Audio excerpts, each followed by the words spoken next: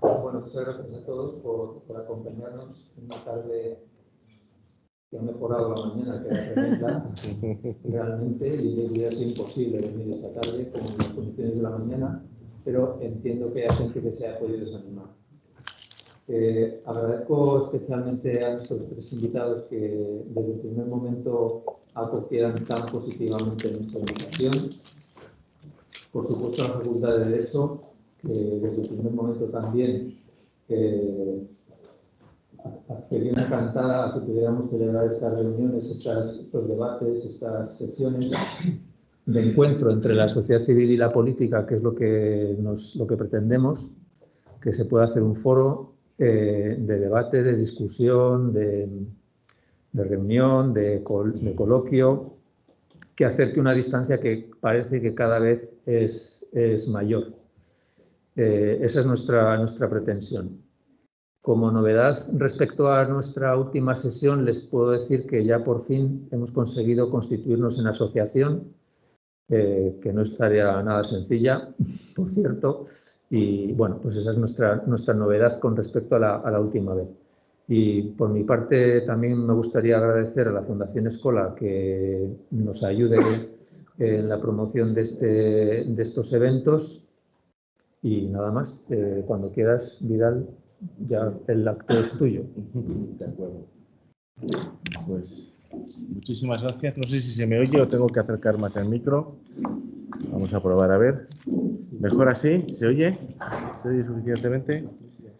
Bueno, el tema que nos convoca hoy es la situación de la justicia, que bueno, el coloquio no puede ser más oportuno porque hemos tenido un auténtico episodio de crisis esta última semana en torno a esta cuestión, con lo cual, bueno, pues vamos a tener ocasión de hablar, no en abstracto, sino en concreto sobre cuestiones de mucha actualidad, ¿no?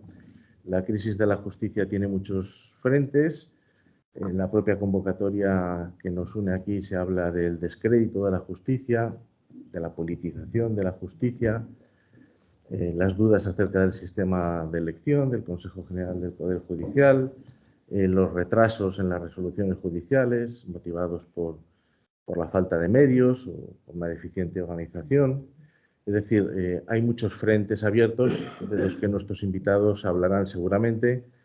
Yo añadiría también que no sé si los medios como autocrítica, no sé si los medios de comunicación contribuimos siempre a aclarar el panorama, porque no son pocos los casos en los que las informaciones que se dan de sentencias ofrecen una visión de las resoluciones judiciales no correctamente enfocada, a veces sesgada, a veces parcial.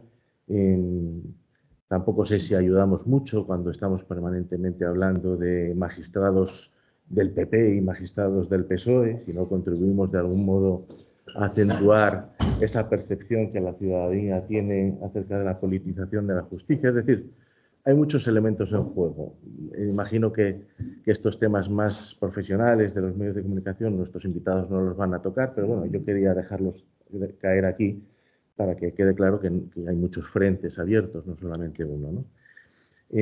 Vamos a dar la palabra, en primer lugar, a don Andrés Ollero, que es actualmente el secretario general del Instituto de España, que es el órgano que integra a las reales academias del país. Acaba de aclararme ahora mismo que a las principales reales academias de distintos ámbitos del país. Él es catedrático de Filosofía de Derecho de la Universidad Rey Juan Carlos, fue diputado nacional del Partido Popular entre 1983 y 2003 y ha sido magistrado del Tribunal Constitucional entre 2012 y 2021, o sea que encarnas tú mismo uno de los ejemplos de los que estamos hablando en torno a esa supuesta politización, ¿no?, de la justicia. Es, por tanto, una persona absolutamente indicada para tratar todos estos asuntos.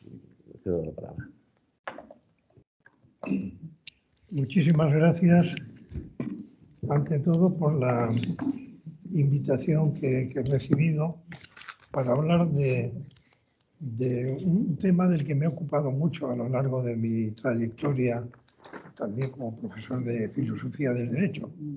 Prueba de ello es que acabo de publicar este mismo año un libro que se llama La justicia en el escaparate, y que es una colección de trabajos que he ido haciendo pues, desde el año 82 más o menos sobre el Poder Judicial en el momento concreto al que me refería, ¿no? O sea que no es una elucubración actual de que entiendo del Poder Judicial, sino lo que he ido escribiendo sobre el particular a lo largo de los años, como una crónica, ¿no? Por eso cada capítulo inicial lleva la fecha, ¿no? Y luego la segunda parte, pues sí, son trabajos sobre el papel del juez en general, ¿no? Desde un punto de vista de filosofía del derecho, que es en efecto mi especialidad, ¿no? Y le ha llamado la justicia en el escaparate y además con un sentido positivo, porque en el fondo yo ya quiero dejar claro que soy bastante optimista sobre la situación de la justicia, ¿no? O sea, seguro que la magistrada podrá desmentirlo con detalles concretos, pero en general yo tengo una cierta envidia de que la justicia esté en el escaparate, porque yo soy sobre todo universitario, lo he sido en las más variadas trayectorias. No he estado tanto tiempo en el Congreso, estoy desde el 86 y no siempre con el PP. Empecé con el Partido Demócrata Popular, aquel de Óscar Alzaga, ¿no? Bien. Y entonces, pues, a mí me gustaría que la universidad estuviera en el escaparate, ¿no? Y que se supiera tantas cosas de la universidad como se saben del Poder Judicial, porque entonces iría mucho mejor la universidad, ¿no? Pues, es mi manera de pensar, porque sigo yendo a ella de vez en cuando y por tanto pues me comentan mis compañeros, discípulos, etcétera, y la verdad es que, vamos, para empezar, es el único cuerpo de funcionarios sin oposiciones, ¿no? Sino unos sistemas realmente curiosos que no siempre son muy bien recibidos. Bien, pues voy a darle a esto porque si no estoy perdido. En el fondo, pues después de haber escrito esa crónica, pues yo creo que lo que ocurre con la justicia no es tanto una crisis del Poder Judicial, sino una crisis política generada por las intromisiones políticas dentro del Poder Judicial. Y no solo del Poder Judicial, también del Tribunal Constitucional, en el que he estado en efecto 9 años, y por tanto pues he tenido la oportunidad de comprobarlo, ¿no? En esta crónica, por ejemplo, hay un asunto curioso, porque es que, claro, las cosas se acaban olvidando, ¿no? Pero en el primero de los capítulos, que es del año 82, pues lo que refleja es en qué medida en ese momento histórico en España la izquierda en general, y por tanto también, si se puede hablar así, la izquierda judicial, tenía un dogma indiscutido, que era el autogobierno de la judicatura. Eso además está documentado aquí con discursos, documentos de lo que entonces se llamaba justicia democrática, hoy es jueces para la democracia, jueces y juezas creo, ¿no? Para la democracia. Sí. Entonces, esa idea del autogobierno yo la entendí perfectamente porque soy universitario, ¿no? O sea, yo no concebiría que el rector de la universidad lo nombraran los grupos parlamentarios, vamos, en aras de que la democracia es una cosa estupenda y que hay cosa más democrática que las cámaras, ¿no? ¿No? A mí me parece un disparate, ¿no?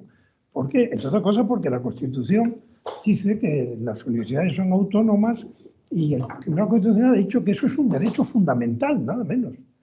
Bueno, pues si es fundamental la autonomía universitaria, pues yo supongo que la autonomía del Poder Judicial no lo será menos, ¿no? Por tanto, me quedo un poco perplejo ante la situación. Sobre todo porque ahí también se recoge qué es lo que pasó, ¿no? Qué es lo que pasó en el 85, ¿no?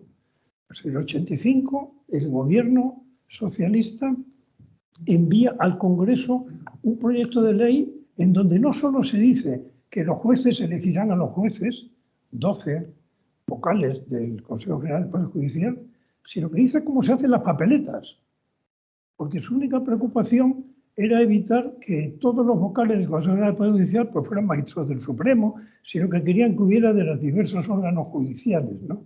Y la papeleta tenía esa finalidad, obligar a que se hubiera que poner candidatos de diversa situación dentro del Poder Judicial, ¿no? Entonces surge una enmienda de un diputado que luego se arrepintió mucho, por lo visto, de haberla presentado, el señor Vandrés, el de entonces, porque ahora hay otro, en fin, el de entonces, según la cual, pues, las cámaras, qué cosa más estupenda que la democracia, pues, sea la que decida, elegirían a los 20 miembros del Consejo General del Poder Judicial, ¿no? Entonces, bueno, pues a partir de ese momento empieza el problema, ¿no? Empieza el problema y no termina, porque también cuando el Partido Popular llega al poder, a pesar de que yo, precisamente estando en el PDP, en el Partido Demócrata Popular, mi debut como parlamentario, me acuerdo que estaba yo en la playa, ¿no? En pleno verano me llamó Óscar Alzaga y me dijo, oye, prepara una proposición de ley para que los jueces elijan a los jueces en el Consejo General del Poder Judicial. Y es lo primero que yo hice en el Parlamento, ¿no?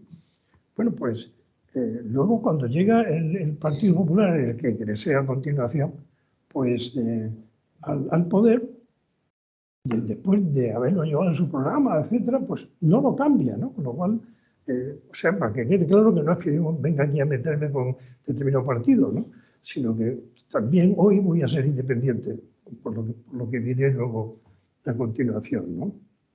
Bien, pues esta es la historia, ¿no? Y se ha dicho, y desde luego no tiene fundamento alguno, y si tengo tiempo, pues incluso podré dar algún detalle sobre el particular, pero prefiero ir hablando también de otras cosas, pues se ha dicho que el Tribunal Constitucional avaló ese sistema. Eso es absolutamente falso. Absolutamente falso. O sea que si uno se lee la sentencia, lo cual es mucho pedir, claro, evidentemente, pues si uno se lee la sentencia, pues se da cuenta de lo que dice allí, ¿no? Y lo que dice allí no es precisamente, no es avalar nada, porque antes ha dicho muy bien nuestro moderador que a veces los medios de comunicación pues no aciertan mucho en, por ejemplo, pues presenta a alguien un recurso en el Tribunal Constitucional y se admite el recurso, lo cual muchas veces es casi obligado, ¿no? Y siempre que no son recursos de amparo, claro. Y entonces, al día siguiente hay un titular que dice: el Tribunal Constitucional avala el recurso de no sé qué. Este no avala nada, o sea, se ha presentado y lo ha admitido. O sea, no es lo mismo matricularse en una asignatura que sacar matrícula de honor en una asignatura, ¿no? Son cosas distintas, ¿no? Todo tiene su tiempo, ¿no? Entonces, hay que ir por partes, ¿no? Porque si no, armamos un lío espantoso, ¿no? Y no digamos nada lo del tumba y lo de este tipo de verbos tan fáciles de manejar en todas estas cuestiones, ¿no? Bueno, pues luego yo creo que otro problema que no se ha llegado a abordar, bueno, se ha llegado a abordar pero no se ha llegado a resolver, es, y comprendo que tiene su dificultad, ¿no? Porque puede que desde el punto de vista constitucional suscite alguna duda, es el papel de los jueces en la política, ¿no? Pues ya hubo un intento, me acuerdo yo, cuando yo fui portavoz de Justicia del Partido Popular y era ministra Margarita Mariscal de Gante, ya hubo un intento de abordar esa cuestión, ¿no? Pero no llegó aquello a servir para mucho, ¿no? Entonces, claro, pues está el problema de la independencia objetiva, ¿no? No la subjetiva, que depende de la honestidad del magistrado en cuestión, sino pues esta de que te colocan la escarapela según quien te propuso, en un caso o en otro, ¿no? En ese sentido yo no soy ningún ejemplo de independencia objetiva, desde luego. Aunque la conciencia de que eso era así me ha ayudado mucho a tener una independencia subjetiva que ya quisieran varios, pero bueno, eso ya es... ahora hablaré de eso también un poco. Entonces, bueno, surgía el problema de los jueces estrella, ¿no? Pues yo creo que la mayoría de los miembros del Poder Judicial, vamos, por lo que yo he tenido ocasión de contactar con ellos, rehuyen mucho la política, rehuyen mucho los medios de comunicación, o sea, tienen una especie de formación un poco anacoreta, ¿no? O sea, de aislamiento, de todo aquello que pueda perturbar su trabajo, ¿no? Pero bueno, luego hay pues algunos jueces muy activistas y que además les gusta más hablar con un periodista que cualquier otra cosa, y entonces pues se convierten en jueces estrella y normalmente acaban estrellados, ¿no? Que eso además es el final de la operación casi siempre, ¿no? Pero vamos, yo creo que eso ha sido una anécdota, por lo menos para mi modo de ver, y desde luego no tiene nada que ver con, no son representativos de lo que es el Poder Judicial en España, vamos. Ahora, por ejemplo, con esto el problema de la politización de la justicia, pero hay otro problema, el que me preocupa a mí, vamos, que es el de la desjudicialización de la política, o algo así, ¿no? Sí. O sea, esto que han inventado para que los políticos sean impunes, ¿no? O sea que está mal visto desde ese punto de vista, pues que se recurran pues, infracciones legales, obvias y claras, ¿no? Entonces, no, hay que desjudicializar. Entonces, se trata de que los políticos puedan hacer lo que les dé la gana, ¿no? O sea, bueno, pues realmente yo no creo que eso sea un modo de que el Estado de Derecho pueda funcionar, ¿no? Entonces, es una especie de inviolabilidad que se autoadjudican, ¿no? Esto, sin duda, ha repercutido también en el Constitucional. Yo estuve en el Tribunal Constitucional después de estar en el Parlamento desde 1986 a 2003. Allí me conocía todo el mundo, porque además los que elegían en este caso eran los del Congreso, no era el Senado, ni era el Gobierno, ni el Consejo General del Poder Judicial, era el Congreso. Por lo tanto, estaba allí más conocido que nadie, ¿no? Y muy bien, pues nada, me votaron y conseguí más de 3/5 de los votos, ¿no? Pero claro, yo ya salí con la escarapela puesta del PP y eso ya no me lo quitaba nadie, ¿no? O sea, y por tanto, y por supuesto, conservador, ¿no? O sea, he sido un juez conservador. No se sabe muy bien de qué es lo que conservaba, ¿no? Yo soy sevillano, que no se me de mucho, salvo en Semana Santa, y entonces, pues, mi paisano Antonio Machado tiene un libro que para mí es un libro espectacular, que es El Juan de Mairena, y ahí, pues, habla de qué es ser conservador. Y dice, hombre, ser conservador, pues muy bien, siempre que no sea como aquel que se empeñaba no en conservar la salud, sino la sarna. Bueno, muy bien. Y terminaba diciendo, porque ese es el problema, ¿qué es lo que hay que conservar? ¿No? Esa es la cuestión. Yo, por ejemplo, estoy muy orgulloso de haber sido el ponente de la sentencia de la amnistía fiscal, que era una ley hecha por mi antiguo vecino de escaño, Cristóbal Montoro. O sea, muy bien, y conseguí que saliera por unanimidad con bastante esfuerzo, porque los llamados conservadores no estaban muy felices con el asunto, sobre todo porque tenía algunos párrafos un poco duros, ¿no? Tan duros que en un editorial posterior del País, a propósito de una sentencia del Tribunal de Luxemburgo, pues citaban un pasaje de esa sentencia, ¿no? Por supuesto no me indultaron como conservador, o sea, eso no estaba previsto, ¿no? Bien, entonces, bueno, pues conseguí que saliera por unanimidad y estoy muy contento pues, creo que la independencia hay que ejercerla al margen ya de las escarapelas y todo este asunto, ¿no? Luego, claro, el sistema de elección, claro, eso está en la Constitución, por lo tanto, y la Constitución desde luego no parece que se vaya a modificar mucho. Entonces, ahí mi experiencia es muy simple, o sea, si los nombramientos no son uninominales, por ejemplo, nunca hay problema con el defensor del pueblo. O sea que se elige a uno y además se tiene el detalle de nombrar a Mújica.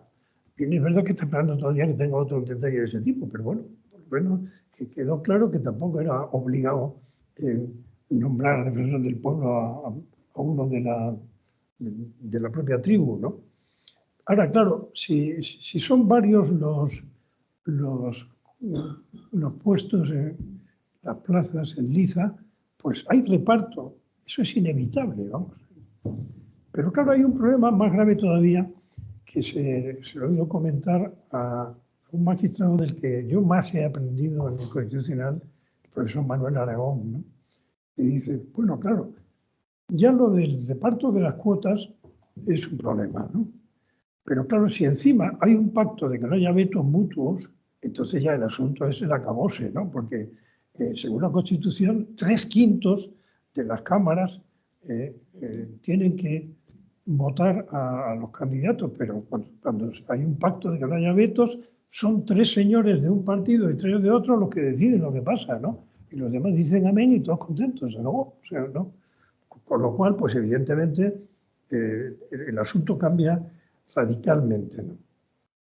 Y luego viene pues todo el problema de los retrasos en el nombramiento de los magistrados, ¿no? Ahora, en el caso del Consejo General del Poder Judicial, también.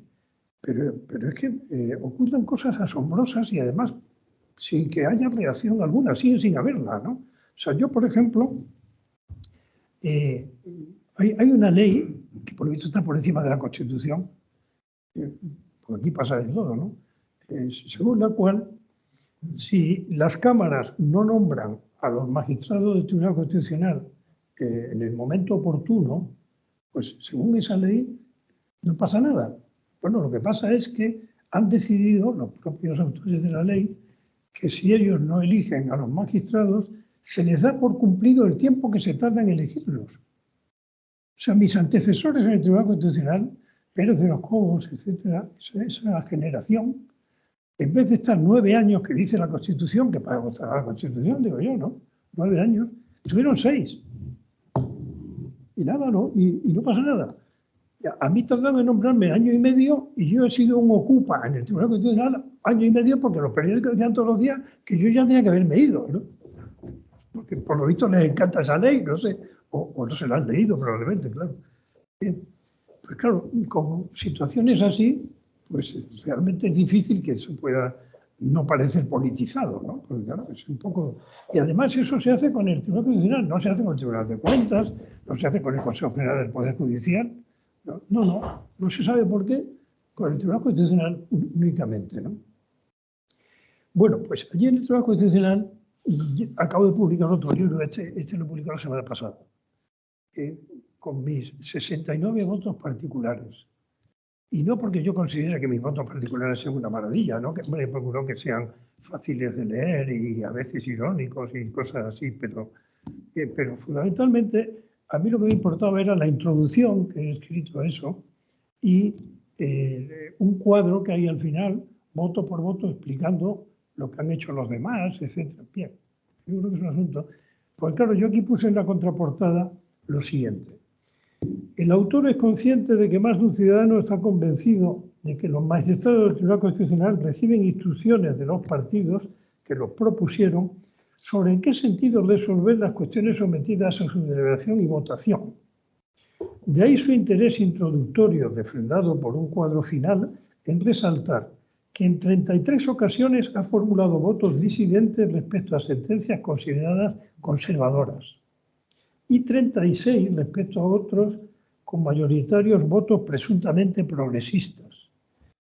Por lo demás, el contenido de los 69 votos probablemente reflejan temas que han sido discutidos y por tanto son discutibles, ¿no?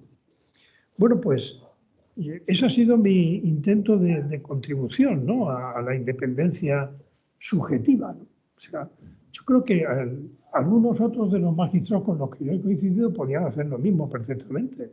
Y sería bueno que lo hicieran, yo creo, para demostrar que esa historia de los conservadores y los progresistas es una tontada, ¿no? Porque a la hora de la verdad, el que no es independiente allí es porque lo quiere, vamos, eso ya es su problema. O que porque su manera de ser independiente coincide de una manera automática con los puntos de vista de un partido, ¿no? Pero eso ya tiene difícil arreglo, ¿no? Bueno, y luego, antes de entrar en lo que deja aparcado, que es lo del aval de lo del Consejo, quisiera abordar también otra cuestión, que es algo que eufemísticamente se llama el diálogo de tribunales.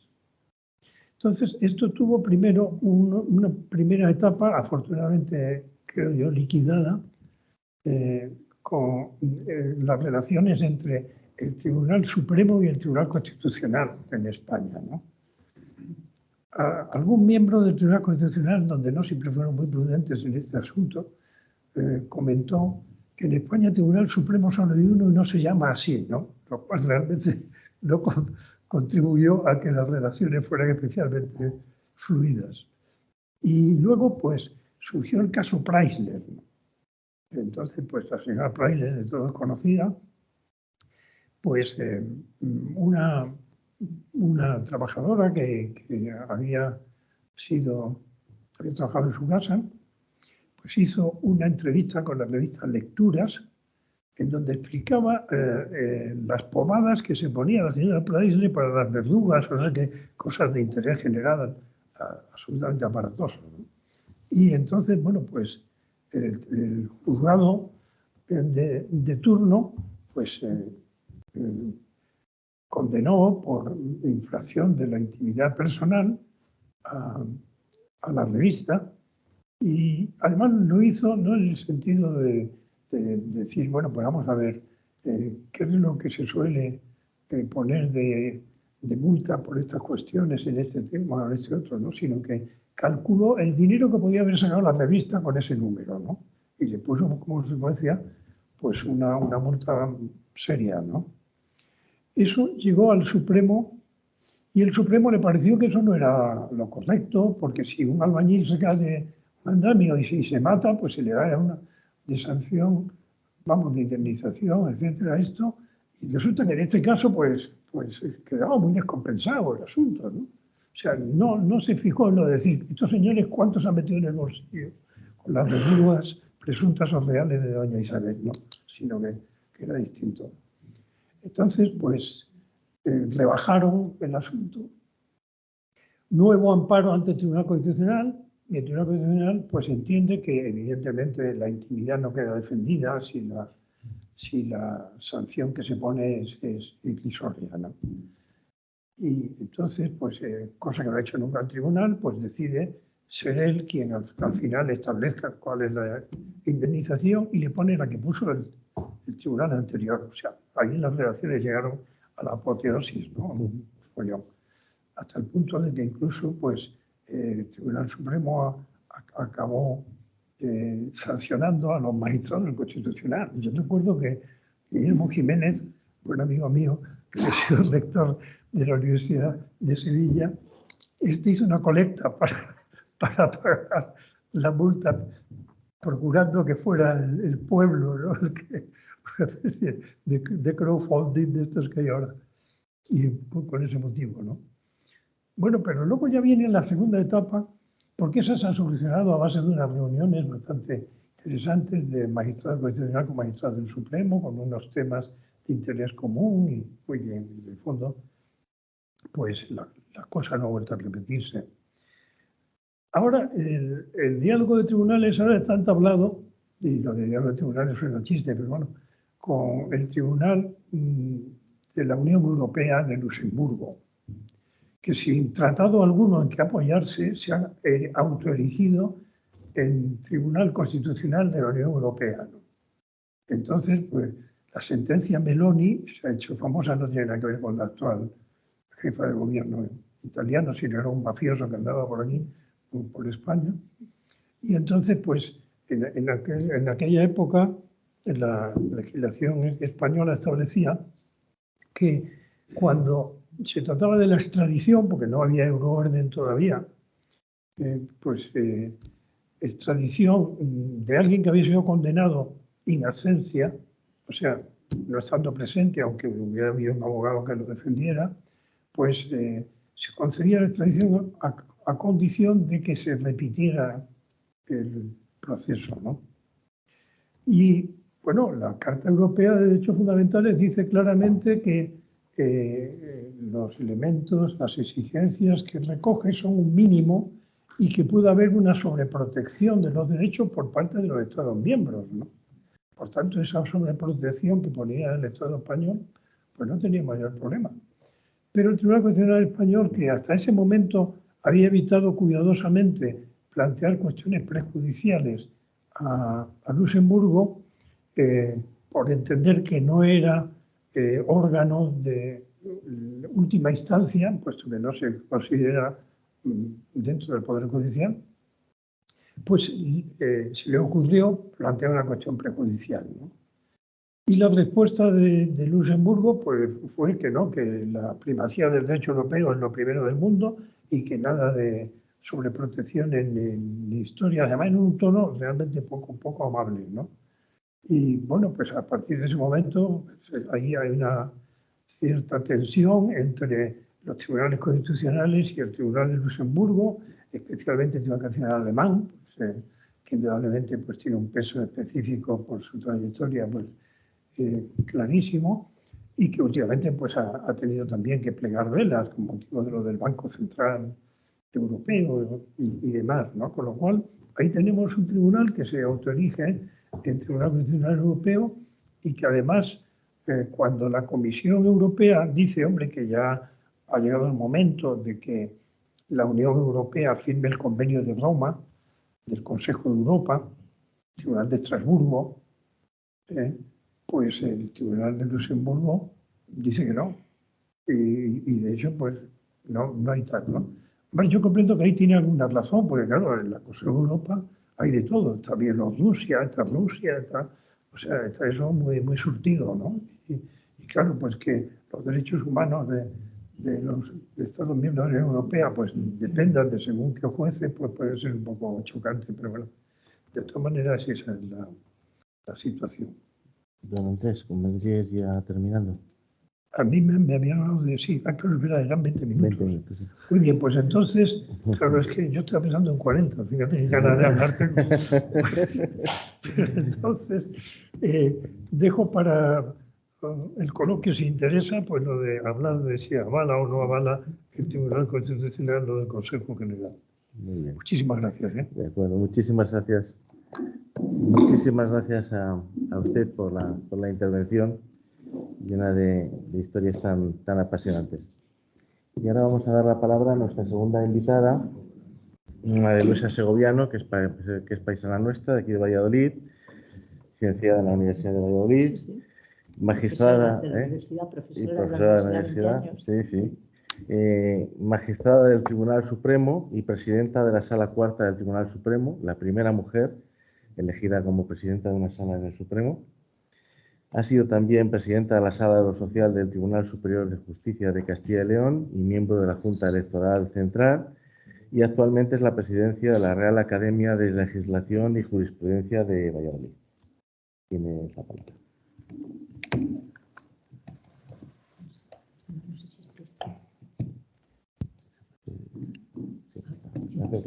Sí. Bueno, pues muy buenas tardes a todas y a todos. Mi agradecimiento a la sociedad civil y política y en especial a María José, mi compañera de fatigas del Juzgado de lo Social, por haberme invitado a participar en este interesante coloquio que tengo el gusto de compartir mesa con Andrés. Muchas de cuyas ideas he compartido totalmente a medida que él iba hablando. Bueno, hay una frase que me gusta y que últimamente, me gusta ver, no su contenido, me parece que es muy descriptiva. Es que la justicia, sin quererlo ni merecerlo, se ha convertido en la diana de todos los debates políticos. ¿Pero de qué hablamos cuando hablamos de justicia? ¿De qué hablamos?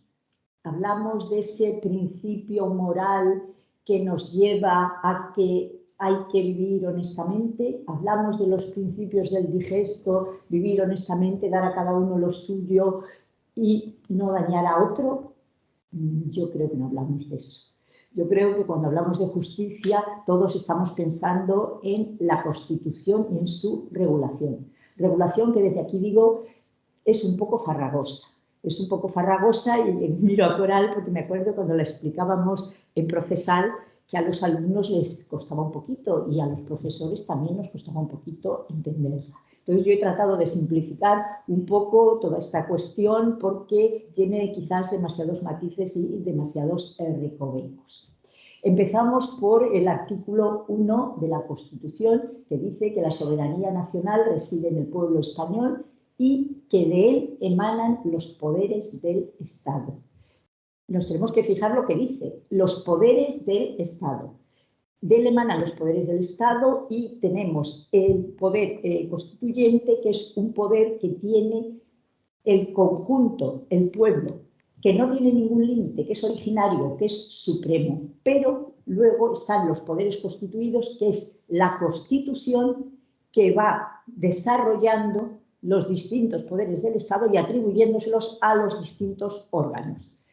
Es la división tradicional de poderes, legislativo, ejecutivo, judicial, atribuido a las Cortes, atribuido al Gobierno y atribuido al Poder Judicial, juzgados y tribunales. Y luego esto lo matizaremos un poco. Un poder, una potestad, supone, digamos, una situación de preeminencia, una situación de imperium que se impone a los demás. En el caso concreto de los órganos judiciales, tenemos que tener claro que solo tienen este poder los jueces y tribunales integrantes del Poder Judicial. Solo ellos tienen la función exclusiva de juzgar y hacer ejecutar lo juzgado. Solo ellos ejercen la potestad jurisdiccional juzgando y haciendo ejecutar lo juzgado. Pero además, eso es la potestad exclusiva, pero luego es excluyente, no pueden realizar ninguna otra función que no sea esta, salvo que expresamente una ley les atribuya otra función. ¿Qué es lo que sucede? Bueno, sucede que, como siempre, hay cierta confusión de quién forma el Poder Judicial y quién no lo forma. Hay un concepto claro, amplio, todo el que ejerce jurisdicción tiene poder jurisdiccional. Ejerce jurisdicción el Tribunal Constitucional, el Tribunal de Cuentas, los tribunales consuetudinarios, pero no es este el concepto que da nuestra Constitución. La Constitución dice que el Poder Judicial lo ejerce los jueces y tribunales. Y así lo dice el 117. La justicia emana del pueblo y se administra por jueces y tribunales integrantes del Poder Judicial, inamovibles, independientes, responsables y sometidos únicamente al imperio de la ley. Luego ya tenemos que los jueces y magistrados ostentan el Poder Judicial. Ostentan el Poder Judicial y además tienen la función de juzgar y hacer ejecutar lo juzgado. En todo esto, ¿qué papel juega el Consejo General del Poder Judicial? El Consejo General del Poder Judicial, tal como dice la Constitución, es el órgano de gobierno de juzgados y tribunales y de jueces y magistrados, o sea, tanto de los órganos como de las personas, órgano de gobierno. Y este órgano de gobierno no es poder judicial. No es poder judicial. No ejerce potestad jurisdiccional. No tiene la función de juzgar y hacer ejecutar lo juzgado. Es un órgano administrativo que gobierna a los que sí que tienen poder judicial. Parece una paradoja, pero es así. Él es el órgano de gobierno, es el órgano que selecciona a los jueces, es el órgano que designa a los jueces para el Supremo, 2 de ellos para el Tribunal Constitucional, para presidentes de audiencias, presidentes de tribunales superiores de justicia, presidentes de salas de los tribunales superiores de justicia, etcétera, etcétera, pero no tiene poder judicial. Es un órgano de gobierno, es un órgano muy cualificado, por supuesto, pero que tiene unas funciones muy concretas marcadas por la ley. Tenía unas y ahora tiene alguna menos. Y aquí es donde empieza todo el lío y aquí es donde se empieza a hablar de crisis de la justicia. Y como muy bien ha dicho Andrés, no es la justicia la que está en crisis precisamente, son unas circunstancias que han influido en el devenir del Consejo General del Poder Judicial. Todo empieza en el año 2018. El Consejo General del Poder Judicial se elige por 5 años. En diciembre del 2018 hizo 5 años. Han pasado casi 4 más. ¿Qué pasó? Que como a los miembros del Consejo General del Poder Judicial los eligen el Congreso y el Senado, la mitad del Congreso, la mitad del Senado, por mayoría cualificada de 3/5, no hubo un acuerdo de las fuerzas políticas y no los eligieron, no los renovaron, no nombraron miembros del Consejo del Poder Judicial.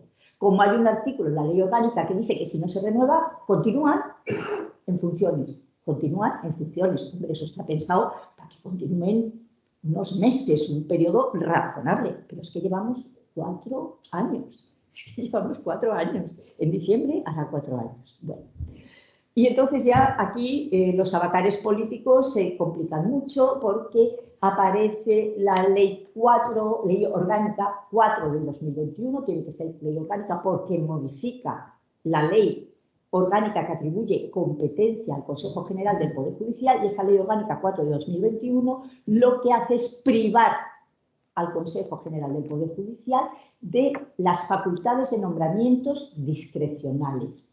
¿Cuáles son nombramientos discrecionales? Pues los de magistrados del Tribunal Supremo, presidentes de sala del Tribunal Supremo, presidentes de audiencia, presidentes de tribunales superiores de justicia, presidentes de sala de justicia de los tribunales superiores de justicia. Eso ha sido en 2021, ha sido creo que en marzo de 2021. Marzo de 2022, bueno, ha pasado un año y pico. ¿Y qué desencadenó esto? Y tampoco podían nombrar miembros del Constitucional. Los dos miembros que tiene que nombrar el Consejo tampoco podía, porque esta ley le priva de esa competencia. Pero los avatares políticos son como son, el Consejo sigue sin renovarse y de repente vence el mandato de 4 magistrados del Tribunal Constitucional, de los cuales 2 le corresponde nombrar al Consejo General del Poder Judicial.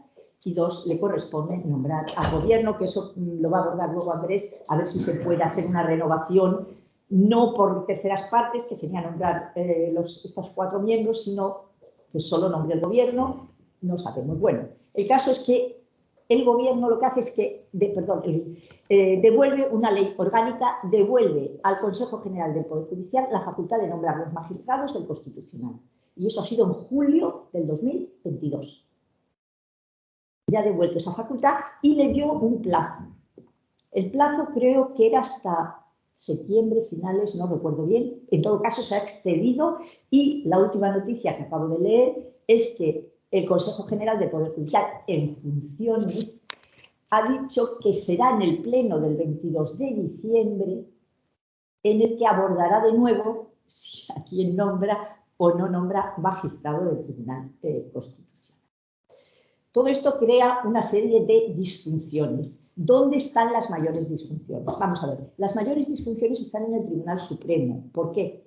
Porque las audiencias, tribunales superiores de justicia y sala de lo social de los tribunales superiores de justicia, si no se nombra una persona, automáticamente el que está de presidente queda en funciones. Sigue desarrollando las funciones, no hay un vacío de poder, sigue desarrollando las funciones. En el Tribunal Supremo, si faltan magistrados, yo me río, digo, somos insustituibles, no puede venir nadie a sustituirnos, porque antes sí estaba previsto que podía haber unos eméritos, podía haber comisión, ahora eso desapareció de la ley orgánica, no puede venir nadie, de tal manera que en este periodo de un año y pico el Tribunal Supremo ha perdido casi el 25% de magistrados. Hay que comprender que en el Supremo tenemos todos una cierta edad y nos vamos jubilando. Algunos se mueren, claro. Y en la sala contencioso, por ejemplo, faltan 10 magistrados, de 30 a 10.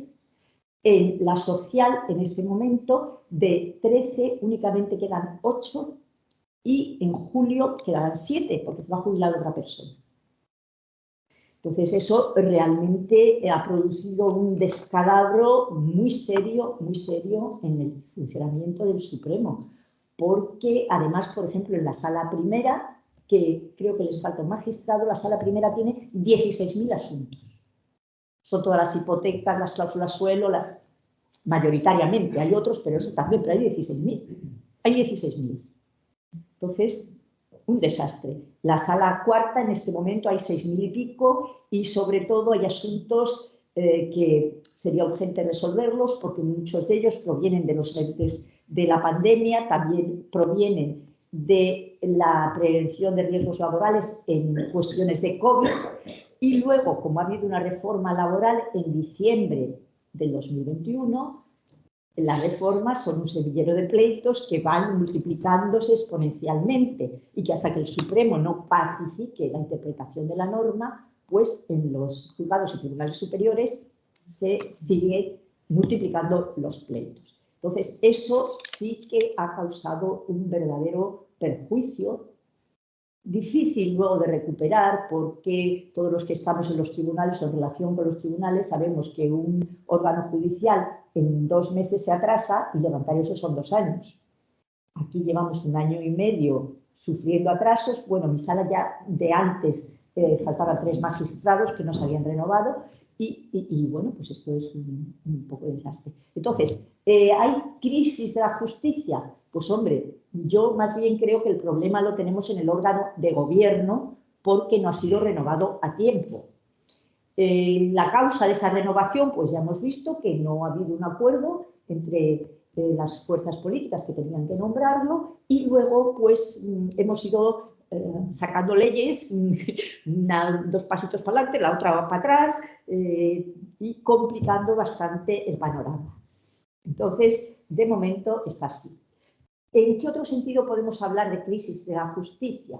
Y en este sentido yo sí que lo asumo. Por eso yo digo, los jueces y tribunales, los jueces y magistrados cumplimos nuestra función y creo que no se nos puede imputar absolutamente ninguna responsabilidad en esta situación tan compleja que se ha creado.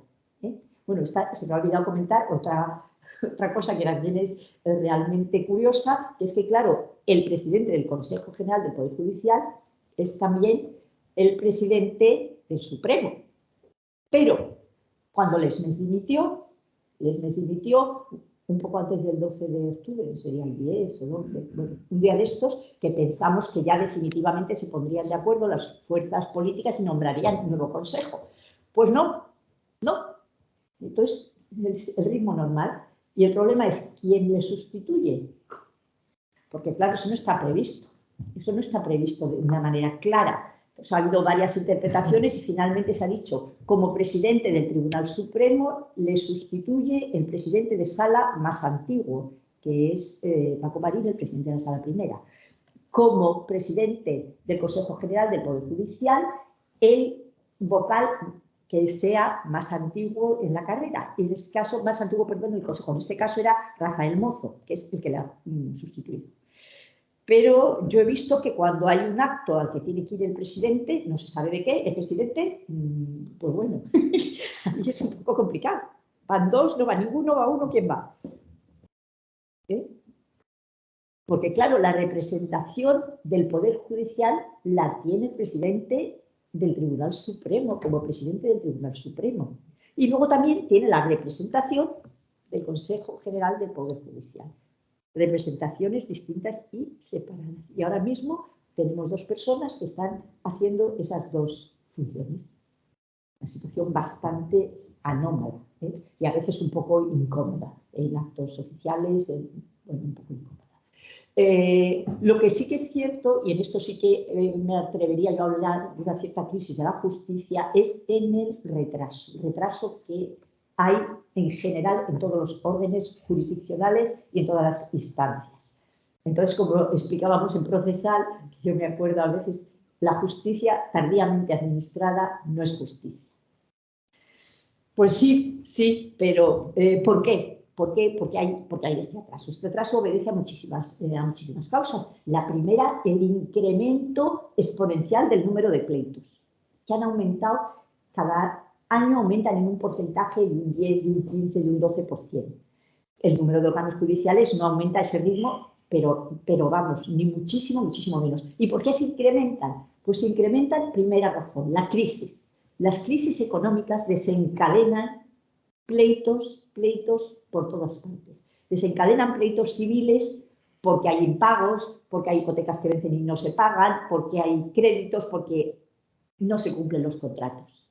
En el ámbito laboral hay despidos, hay cierres de empresa, hay impago de salarios y hay un refugio en la seguridad social a ver si, como no tengo trabajo, consigo una pensión. Incremento del número de pleitos. En el ámbito contencioso creo que también debe haber, aunque quizás en este momento hay un problema grave de incremento muy serio de asuntos en contencioso, porque a raíz de la sentencia del Constitucional que declaró inconstitucional el estado de alarma, pues muchos titulares de establecimientos que tuvieron que cerrar o que cerraron al amparo de esa norma, como se ha declarado inconstitucional, porque han dicho que el estado de alarma no amparaba el cerrar y limitar la movilidad, cerrar locales, etcétera, etcétera, pues están pidiendo responsabilidad al Estado legislador, responsabilidad patrimonial. Y creo que hay ya algo así como 600 asuntos complejos, que además hay que resolver uno a uno y que además van en instancia a la sala tercera.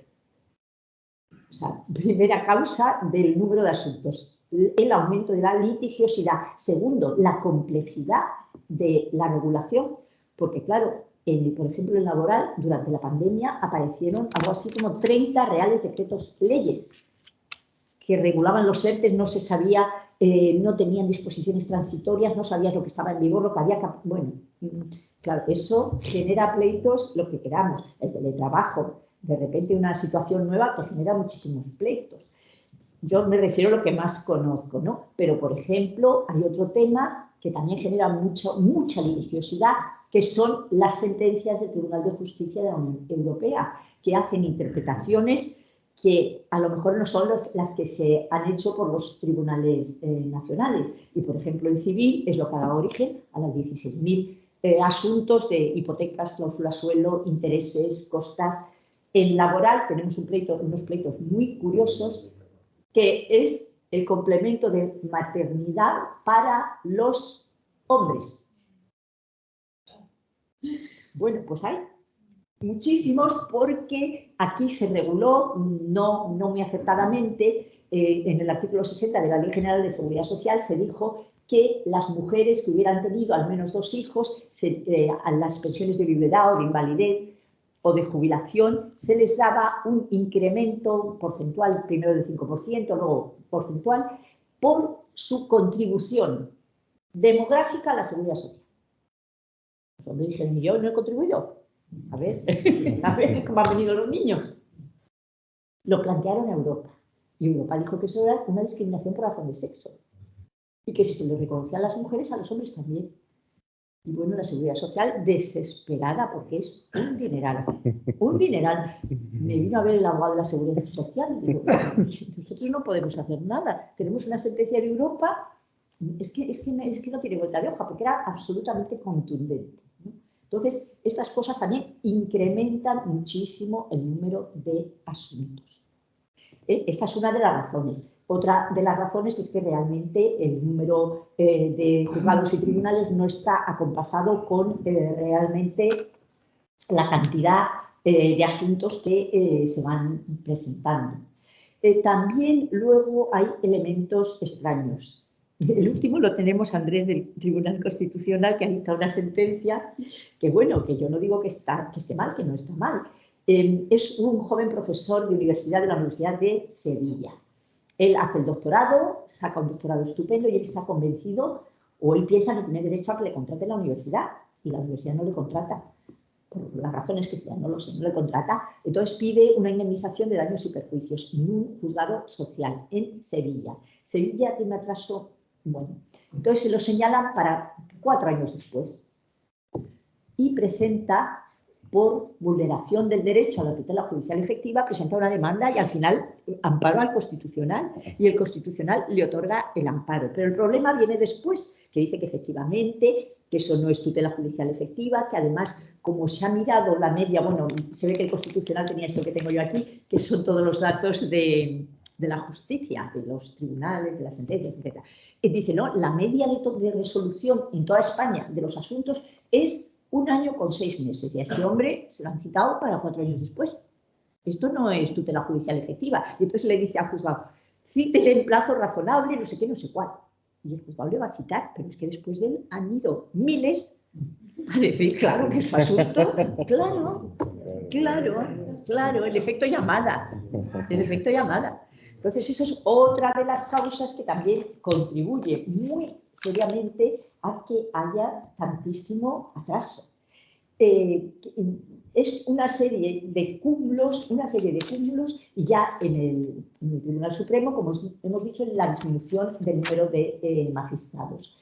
Soluciones, bueno, pues siempre se han propuesto las mismas y luego nunca se han conseguido, porque yo me he estado leyendo el tocho que hay sobre el proyecto de ley de eficiencia procesal y dedica páginas y páginas a la concordia, a la conciliación, a los acuerdos, a la mediación, al arbitraje, a solución extrajudicial de conflictos.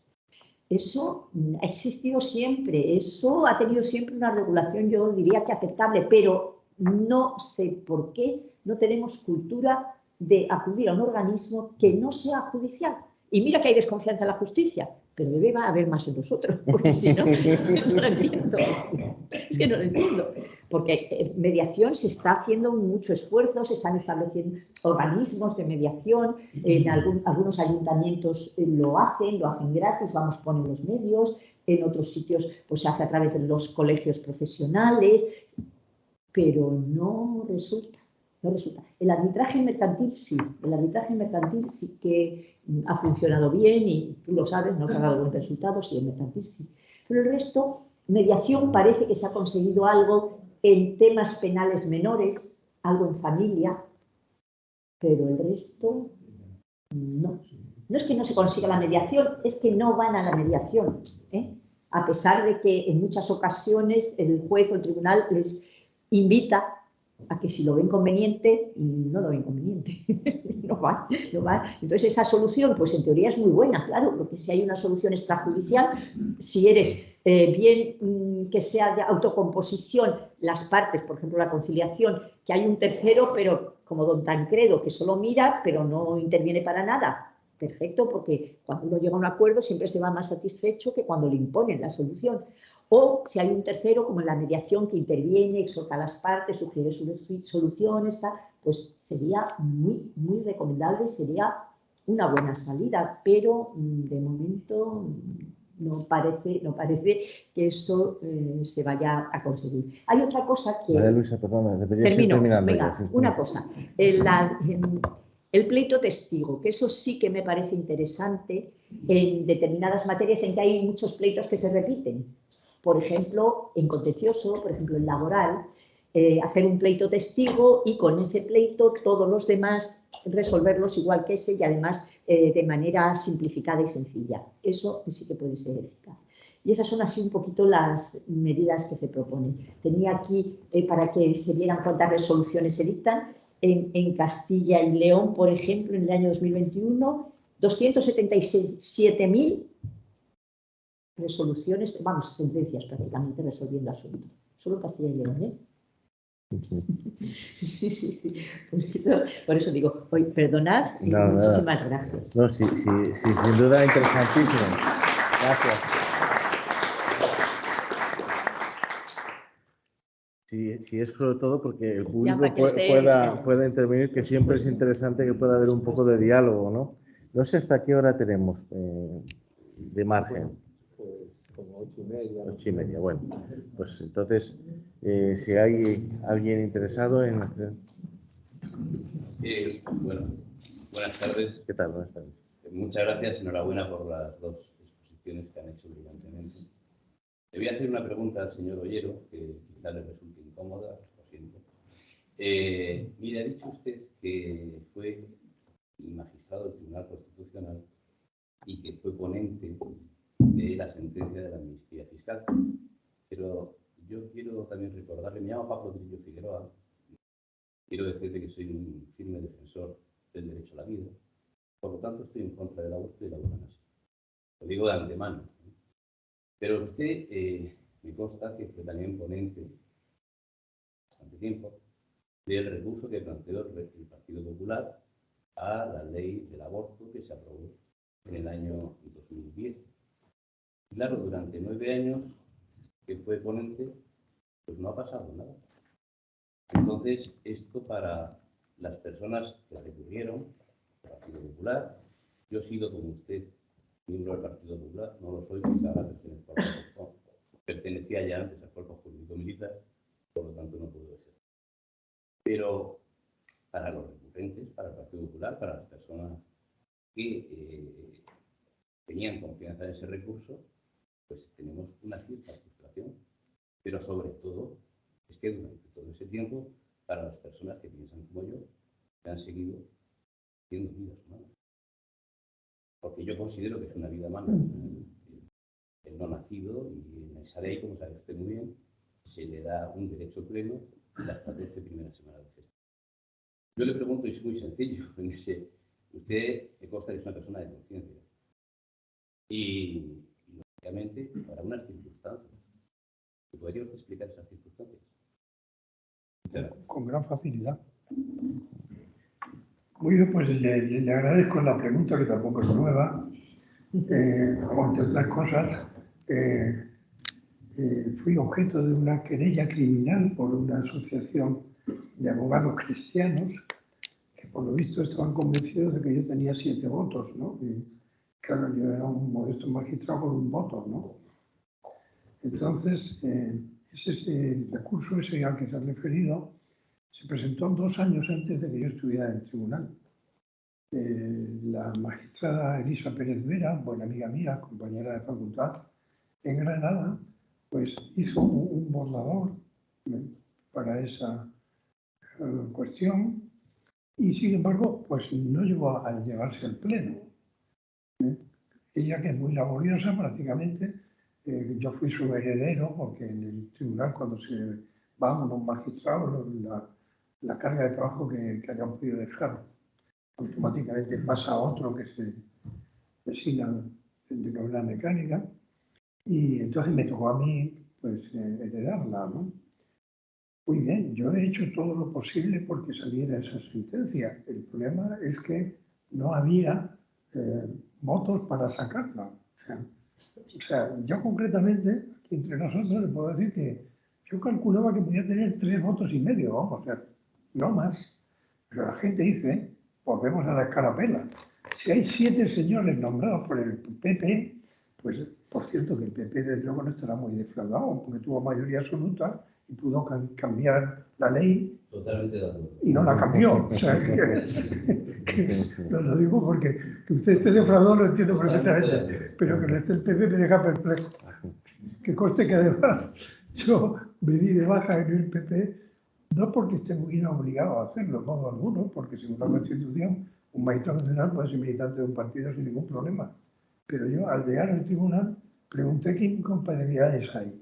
Y resulta que yo, que al abandonar voluntariamente la política, había hecho una fundación, Ciudadanía y Valores, cuyo vicepresidente había sido 12 años diputado del PSOE, y nos hicimos amigos peleándonos en los debates. Pues resulta que tenía que dejar eso. Y dije, bueno, pues si tengo que dejar eso, pues mira, me fui a Génova y dije, bueno, mira, están amigos, ¿no? Pero muy buenas, ¿no? O sea que... Entonces, claro, yo no he tenido votos para sacar eso. Y bueno, y además ya han pasado, desde que yo me fui, ya ha pasado un tiempecito. O sea, se ha cumplido 1 año. El día 17 he cumplido 1 año fuera del tribunal. Y tampoco ha salido el asunto. ¿Por qué? Hombre, porque en el año 85, última sentencia sobre ese particular, hubo empate. Y con el voto de calidad de García Pelayo, que por cierto no tenía fama de ser muy de derechas, pues resulta que salió como salió, que era lo que yo estaba intentando conseguir, que simplemente que se mantuviera la doctrina del 85, no pretendía más. Pues ni siquiera eso pude sacarlo, a pesar de que había 7 señores que habían sido propuestos por el Partido Popular, pero que son tan independientes como yo y hacen lo que les da la gana. O sea, ese es el problema. Así de simple. Perdona la aclaración, por eso le he dicho que usted es una persona de conciencia. Pero de conciencia somos todos, ¿no? No, me estoy refiriendo a lo que estoy refiriendo. Por eso está diciéndole que me explicase las circunstancias y me queda claro. No, es que me ha hecho mucha gracia y lo tengo escrito, que una de las cosas que se ha dicho, que soy conservador, es que soy hombre de profundas convicciones, como si los demás no las tuvieran.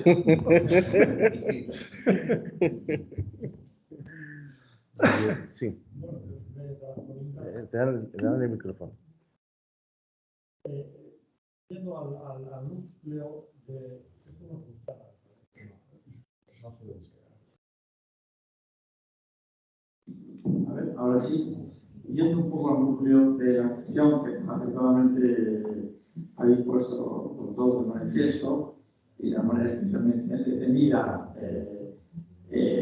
María Luisa, pues el tema del Consejo del Poder Judicial, ¿no? Que tiene preocupado ahora a la sociedad por todas las cosas, porque como se vuelve impás allí, pasando tiempo y no se acaba de esta cuestión, ¿no?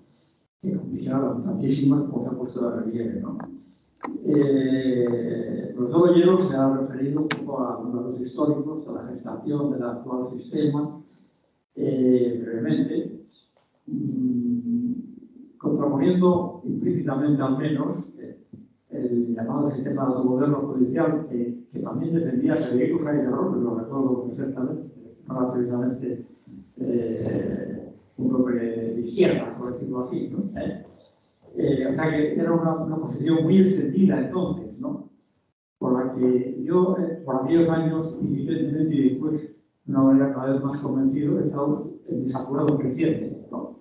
Porque me parece que un sistema, un conjunto de jueces y magistrados están para administrar justicia, que no es poco, juzgar y hacer ejecutar los juzgados, pero no para autogobernarse.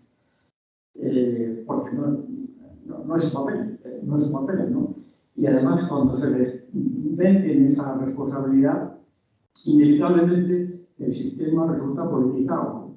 De hecho, las asociaciones de jueces actuales me parece que cuajaron precisamente en el primer tiempo de aplicación de la ley del Consejo del Poder Judicial, donde había que proceder a elecciones entre jueces. Cuando hay un proceso electoral en un colectivo, pues lógicamente surgen agrupaciones de un signo o de otro, lógicamente. ¿Por qué? Pues porque los magistrados y los jueces, como cualquier otra persona, pues tienen sus creencias, sus preferencias y sus amigos y sus menos amigos. Y por tanto se organizan de una manera que al final resulta casi política. De manera que la elección del Consejo del Poder Judicial o de parte de sus miembros por los propios jueces y magistrados no resuelve el problema de la no politización. Es más, me parece que puede crear serios problemas en el seno de las relaciones entre jueces y magistrados, por los escozores que normalmente se siguen de los éxitos y los fracasos después de una confrontación de esa naturaleza, ¿no? No creo que, por tanto, la solución del problema del Poder Judicial sea mucho mejor esa que la actual, por la que tampoco estoy de acuerdo. Yo creo que habría que buscar una solución si es que, mientras siga existiendo ese órgano, el Consejo del Poder Judicial. De estoy leyendo un artículo de una profesora polaca en una revista alemana, lamenta que cuando en Polonia se pasó al nuevo sistema democrático, no se hubiera seguido el modelo de justicia alemán y se ha seguido el modelo de los consejos del Poder Judicial, ¿no?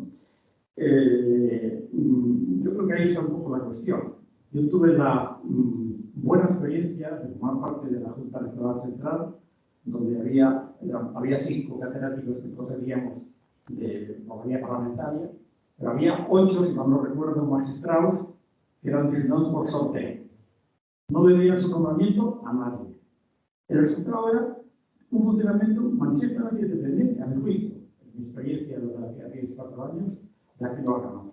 Y yo por eso hace muchos años he propuesto que el Consejo del Poder Judicial, en la parte que tiene que ser designado, y mejor dicho, que tiene que estar formado por magistrados y jueces, se lleve a cabo a través de un procedimiento de sorteo, fundamentalmente de magistrados del Tribunal Supremo, y en los que todos los jueces hay que presumir con esta capacidad de poderse ocupar de sus propios asuntos, y eso complementa normalmente con una regulación mucho más estricta, mucho más regulada de todos los procesos de ascenso, de nombramiento, que la discrecionalidad sea reducida por el sistema normativo.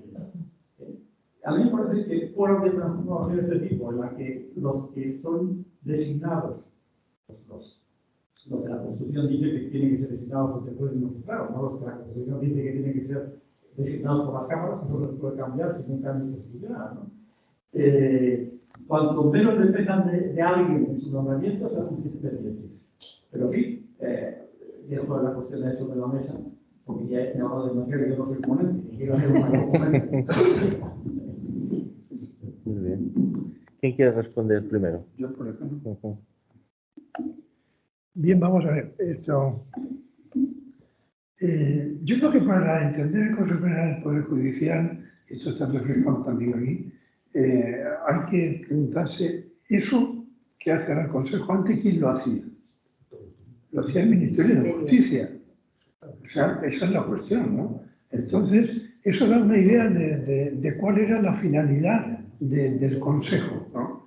Bien, pues la sentencia famosa sobre esa que dice que avala el asunto actual, dice, por ejemplo, la verdadera garantía de que el Consejo cumpla el papel que le ha sido asignado por la Constitución en defensa de la independencia judicial no consiste en que sea el órgano de autogobierno de los jueces, sino en que ocupe una posición autónoma y no subordinada a los demás poderes públicos. Y a continuación dice, la composición del Consejo debe reflejar el pluralismo existente en el seno de la sociedad y muy especial en el seno del Poder Judicial. Que esta finalidad se alcanza más fácilmente atribuyendo a los propios jueces y magistrados la facultad de elegir a 12 de los miembros del Consejo General del Poder Judicial es cosa que ofrece poca duda. Yo ya sé que se ha criticado el posible corporativismo que puede generar ese sistema, pero hay un dato que probablemente María Luisa lo tiene más claro que yo, en cifras, y es qué número de jueces, a pesar de que llevamos ya con ese sistema decenios, qué número de jueces no se afilian a ninguna asociación. Pues prácticamente la mayoría. Pues entonces no se da esa politización en absoluto, se podría, ¿verdad? No se da. Lo que sí se da la politización es cuando en un momento dado los que han estado defendiendo el autogobierno con ocasión y sin ella, de pronto con la enmienda Vandrés descubren de pronto, como decía Bobbio, el paraguas, ¿no? O sea, se dan cuenta de que son menos. Ese es el problema. O sea, el problema es que los jueces que se consideran afines son menos. Y entonces tienen que evitar que sean los jueces los que elijan, porque si no, no salen los suyos. Ese es el problema. Hay una sobrevaloración de una determinada asociación gracias a que no son los jueces los que eligen. Por tanto, se trata de contradecir la voluntad de los jueces. Y de todas maneras, yo otro argumento que a mí mismo me proporcionado es decir, aun suponiendo que hubiera ese peligro, hombre, un descansito, ¿no? O sea, yo creo que ya llevamos decenios con este numerito de la carapela puesta, ¿no? A lo mejor resulta pues, que no va tan mal la cuestión, ¿no? Entonces, claro, ¿qué termina diciendo la sentencia? Se corre el riesgo de frustrar la finalidad señalada de la norma constitucional si las cámaras, a la hora de efectuar sus propuestas, olvidan el objetivo perseguido y actuando con criterios admisibles en otros terrenos, pero no en este, atienden solo a la división de fuerzas existentes en su propio seno y distribuyen los puestos a cubrir entre los distintos partidos en proporción a la fuerza parlamentaria de estos. La lógica de estado de partidos empuja a actuaciones de este género, pero esa misma lógica obliga a mantener al margen de la lucha de partidos ciertos ámbitos de poder y entre ellos y señaladamente el Poder Judicial. Más claro agua, esto es avalar el asunto. ¿Por qué al final dice que lo avalan? Porque el fallo, y los fallos en la sentencia del Tribunal Constitucional y en otras muchas, no se entiende si no se pone razón con la argumentación, con la ratio de la sentencia, pues ahí hubo alguien muy hábil que dijo, bueno, un momento, esto en efecto es un riesgo, pero como no es necesario que ocurra, mire usted, sí es necesario que ocurra, usted es letrado de las Cortes, no me diga que no es necesario que ocurra, pues claro que ocurre. O sea, hay reparto, eso es una cosa obvia, ¿no? Y sobre todo si además encima se pacta que no haya vetos. Claro, así de claro el asunto, o sea que... No sé si quiere algo añadir.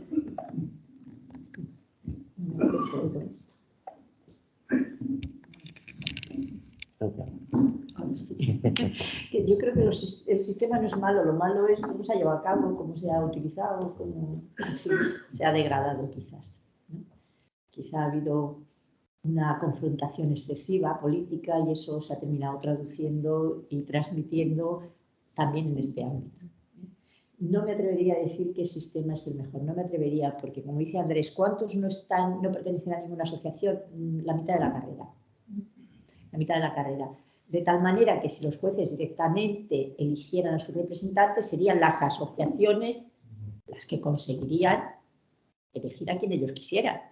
Porque aunque solo controlen a la mitad de la carrera, controlen, no tengan asociados a la mitad de la carrera, tienen a la mitad.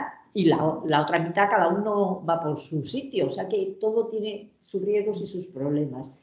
Y yo creo que la cuestión es cómo se utiliza el sistema, que a veces no es de la manera idónea, creo.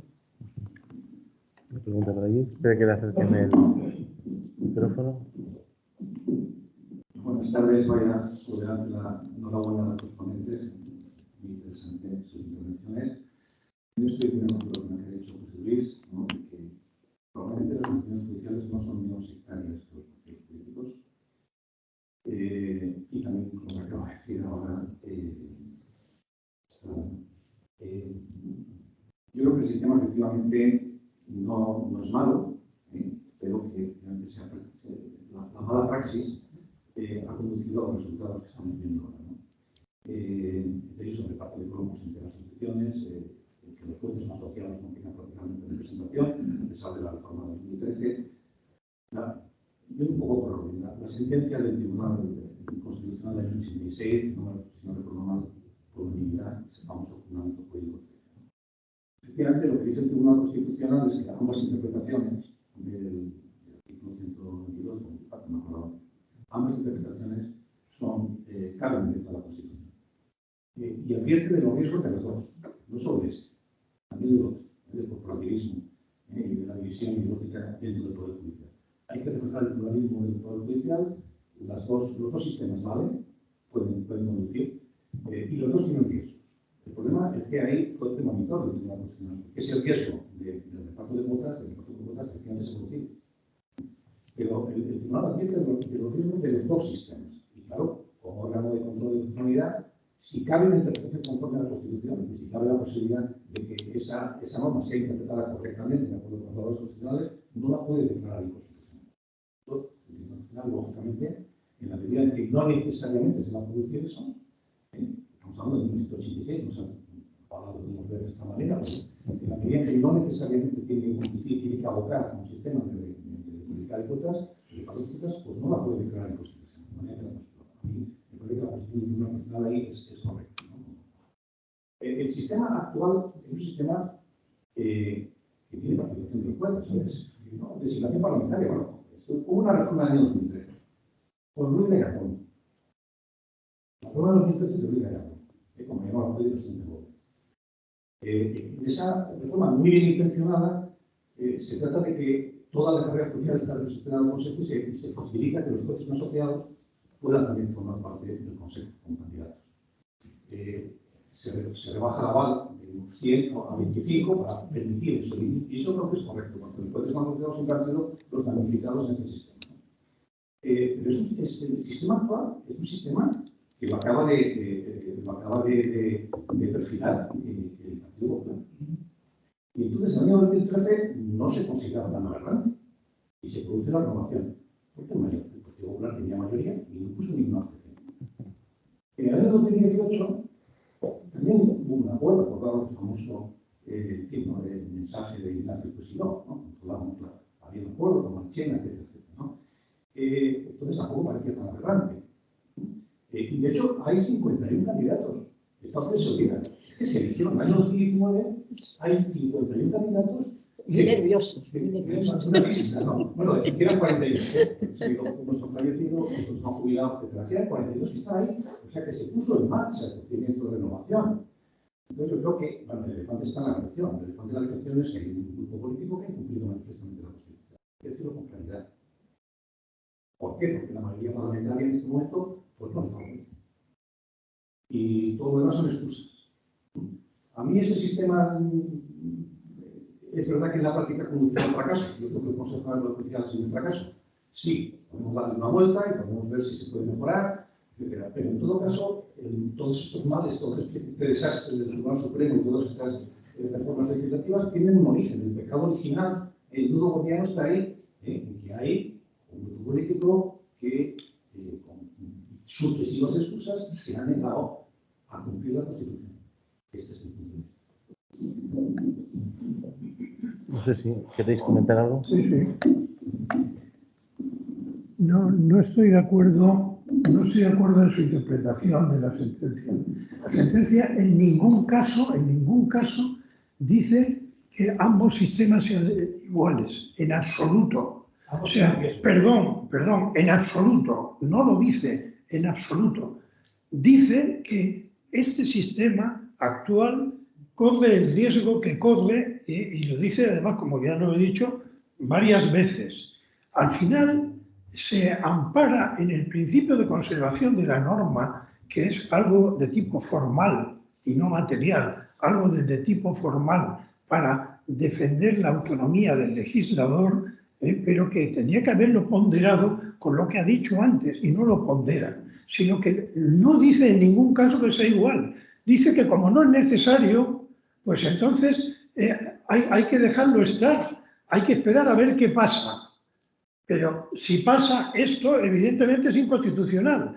Yo tengo escrito que hay una inconstitucionalidad fáctica, porque dice el Constitucional, si de hecho pasa esto es inconstitucional, y ha pasado. Pero no solo ha pasado, sino que yo, que he sido diputado 17 años, estoy convencido de que seguirá pasando hasta el fin de los siglos. O sea, porque es que eso funciona así, porque es la lógica de los partidos, lo dice aquí también. Por tanto, en absoluto hay una equiparación por parte del tribunal entre las dos. Es decir, que algo, mire usted, como todavía no ha ocurrido, no podemos hacer una solución preventiva, porque eso no es nuestro papel. Eso es lo que dice el tribunal. No dice que da igual uno que otro, no da igual. Tiene que ser el que hubo al principio, que además lo hubo, además, porque nadie lo negaba. Tiene que ser el que hubo al principio. Pero claro, vamos a esperar a ver qué es lo que pasa. Eso es lo que dice. Pero en ningún momento dice que da igual. Nunca. No lo dice. Vamos, es cuestión de leerse la sentencia, ¿no? Así de simple. Y que por supuesto, el Partido Popular, ya lo he dicho antes a propósito de otra cuestión, pues a la hora de la verdad no ha sido coherente con alguna de sus posturas, es una cosa obvia. O sea, ahora, intentar también decir que aquí son un partido que es el que lo hace mal, hombre, por favor. Creo que nos da tiempo para una última pregunta. Me sumo a las... Perdón un momento, no sé si querías añadir algo, porque no te he dado la ocasión. Me sumo a las felicitaciones que se han hecho los ponentes. Mi pregunta es, claro, si realmente el Tribunal Constitucional dice que por la vía de hechos eso podría ser inconstitucional y ya se está produciendo, ya porque claramente a lo mejor lo que está haciendo ahora sea inconstitucional, ¿cómo se puede declarar tal lo que está sucediendo? O sea, yo, a mayor abundamiento de lo que ha dicho el profesor Bilbao, efectivamente yo creo que el problema está en el uso que se ha hecho por parte del legislativo sobre el sistema de nombramiento del Consejo General Judicial, y dicho sea de paso, porque también ha hecho referencia a ello el profesor Ollero, del Tribunal Constitucional. Si vamos a cómo se nombraba, por ejemplo, el documental maravilloso, lo veníamos hablando antes, que se llama Tribunal para la Constitución, cómo se nombró, por ejemplo, los primeros 12 magistrados del Tribunal Constitucional, donde efectivamente se nombraron los que despertaban más consenso y no había ese sistema de cuotas y de no vetos entre unos y otros, pues probablemente estaríamos en otro escenario totalmente distinto del que hay ahora. Entonces, claro, yo no creo que efectivamente el sistema esté mal arbitrado por parte del constituyente, pero desde luego el espíritu era otro, a mi juicio. Por tanto, yo creo que ahora estamos en un momento en base en el que no sabemos cómo se puede actuar. Me da la sensación de que si se cambian las mayorías en el legislativo, a lo mejor se solucionaría esto. Porque habría quizás otras mayorías que podrían, no sé, solucionar el conflicto, porque ahora hay otros intereses, no lo sé. Y una reflexión, a raíz de lo que ha dicho también el moderador al inicio, yo creo, en relación con lo que nos harían un favor los periodistas o los profesores de Derecho, y en concreto también de Derecho Constitucional, cuando se habla de la renovación del Consejo General, que no se diga que se tiene que renovar el Poder Judicial. Lo que ha dicho la magistrada Segoviano, porque efectivamente luego pues, tenemos que ir a clase sin desmentir. El Consejo General del Poder Judicial no forma parte del Poder Judicial y que es una naturaleza administrativa, por decirlo así. Sí, pero hay que reconocer que es un poco liado, ¿no? Que uno que se llame Consejo General del Poder Judicial no forme parte del Poder Judicial, así a nivel intuitivo es difícil de entender, pero efectivamente es así. No sé si hay tiempo para una última pregunta. Bueno, es que como... mira, Feliciano tiene una pregunta, le damos... Pues... Sí, pero bueno, que como todos los más antiguos del lugar conocen, esto continúa después en Bámbora, a las que nos están esperando para tomar ahí una cañita. O sea que ya no lo digo después, ya continuamos allí. Pero bueno, ya que tiene la palabra Feliciano... Pues que cierre. Bueno, pues yo en primer lugar felicito a los organizadores, en segundo lugar a los ponentes, a mí me ha encantado a los ponentes, enhorabuena. Hablamos de crisis de la justicia. Realmente no existe crisis de la justicia en estos momentos. Podemos decir una politización de la justicia a alto nivel. Yo citaría el Consejo General del Poder Judicial, el Tribunal Constitucional e incluso, no se ha comentado, la Sala de lo Penal del Tribunal Supremo. Yo ahí es donde veo la politización dentro de la Administración de Justicia. Pasamos después a lo que son los juzgados, los tribunales, que a mí me gustaría destacar una vez más, lo he hecho a lo largo de 16 años en los que he sido presidente de la Audiencia Provincial de Valladolid, el ímprobo trabajo que están desarrollando jueces y magistrados. A los pocos años de ser presidente de la Audiencia Provincial, yo estaba demandando nuevos juzgados en Valladolid porque los juzgados de instrucción, por poner un ejemplo, incoaban 5.000 diligencias previas cada uno de ellos. Increíble. ¿Cómo se va a solucionar todo este volumen de asuntos que entran en un juzgado de instrucción que no tiene capacidad para dar solución a esos 5.000 asuntos y que al año siguiente se devolvían a incrementar en otros 5.000? María Luisa ha expuesto diversas soluciones con las que yo estoy totalmente de acuerdo. Esas soluciones pasan. A mí me encanta la mediación, soy un ferviente partidario de la mediación. La mediación en sus primeros años ha prosperado en la jurisdicción penal. En este momento la mediación se está viniendo abajo. La mediación en el ámbito familiar es imprescindible, es necesaria, por la gran problemática entre marido y mujer y porque llegan a una situación de enfrentamiento total y con el claro perjuicio para los hijos. Los hijos tienen que salir beneficiados y son los beneficiarios con una mediación que yo creo que está mal regulada en España. Requiere una mayor regulación y sobre todo pactos de Estado. Desde hace muchísimos años estos pactos de Estado no se están produciendo en España. Cuando un partido político en unas elecciones ha ganado de esas elecciones, se coloca en una posición de gobierno con esa situación también en el poder legislativo. Y en lo que correspondía a mi jurisdicción, que era la penal, yo veía que cada vez que un nuevo gobierno ganaba unas elecciones se producía una modificación del Código Penal. En un sentido o en otro, según el partido político que haya ganado esas elecciones. Esto tiene que desaparecer. Los consensos políticos son muy necesarios. Y las fuerzas políticas tienen que ir acorde en modificaciones tan importantes en determinadas leyes o en determinados códigos. ¿Dónde está pues, el problema? El problema está en el Consejo General del Poder Judicial. Estamos en Europa.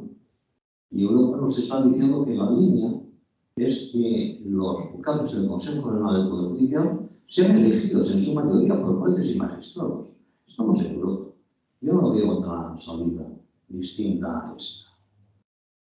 El Tribunal Constitucional, si pensamos lo que está pensando un sector importante de la sociedad española, estamos hablando, lo habéis comentado, 7 votos de los que llaman progresistas y 5 de los que llaman conservadores, o al revés. Y entonces estamos ante la politización de la justicia. Sala Penal del Tribunal Supremo, en un asunto similar, exactamente lo mismo.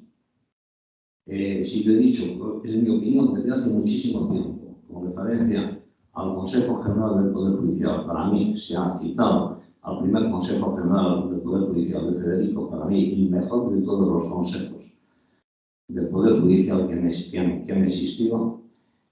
Me voy lo mismo hacia lo que es el Tribunal Constitucional y voy mucho más allá en esta misma línea de lo que se ha comentado aquí.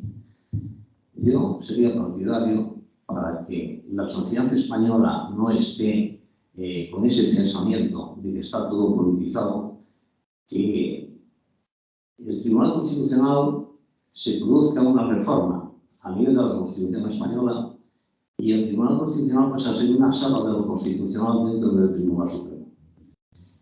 Y donde yo veo mayor problema es en la elección de los magistrados en la sala de lo penal del Tribunal Supremo, donde se requiere una ponderación y unos consensos muy importantes. Es un órgano que está ahí a la vista de todo el público. Las resoluciones en la jurisdicción penal son las que más llaman la atención. Y ese tipo de elección yo pienso que debe cuidarse. Gracias. No sé si queréis hacer algún comentario. No, es una reflexión. Sí, vamos, yo estoy plenamente de acuerdo con casi todo lo que ha dicho, quizás lo del final menos, pero por lo demás totalmente de acuerdo. Y me declaro orgulloso de haber sido portavoz del Partido Popular durante el ministerio de José María Michavila, que hubo un pacto de Estado por la justicia que no se ha vuelto a repetir. Sería estupendo hacer una tesis doctoral sobre ese momento en las Cortes sobre la justicia, porque, vamos, allí estaba Juan Fernando López Aguilar, que había sido alumno en Granada, allí estaba Margarita Uría, estaba Manuel José Silva, estaba Pablo Castellano, y nos pusimos de acuerdo e hicimos una tarea de la que yo me siento orgulloso, ¿no? Porque creo que realmente es lo que hay que intentar. Y sería bueno que eso quedara para la historia como para demostrar que no es imposible, ¿no?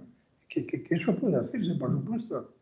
Y luego, en cuanto a lo de convertir el Tribunal Constitucional en una sala del Supremo, yo tengo una experiencia, y es que cuando se han tratado temas de tipo parlamentario en el Tribunal Constitucional, el único que tenía idea de lo que se estaba hablando era yo.